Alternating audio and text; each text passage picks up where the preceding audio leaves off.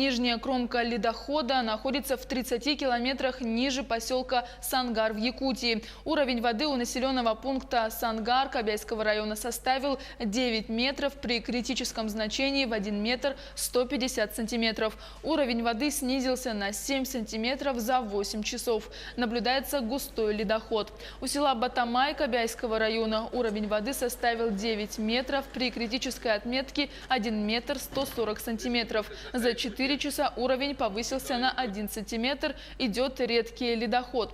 В районном центре Кобяйского улуса организовали прямую линию с Москвой.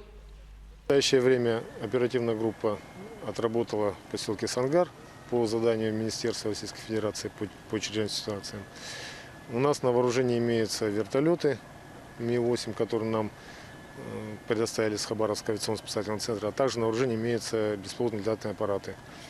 Все органы управления и силы РСЧС Республики Саха-Якутия приведены в режим повышенной готовности. Дальше мы будем мониторить ситуацию ниже по течению реки, соответственно, вплоть до Жиганска и до выхода реки в устье, то есть в поселке Тикси. На реке Вилюй у поселка Промышленный Кобяйского района отмечаются подвижки и разводья. На реке Индигирка у поселка Устнера Аймиконского района уровень воды не превышает критического значения, редкий ледоход. На реке Колыма у города Среднеколымск уровень воды составил 990 сантиметров, при критическом 1200. Наблюдается густой ледоход.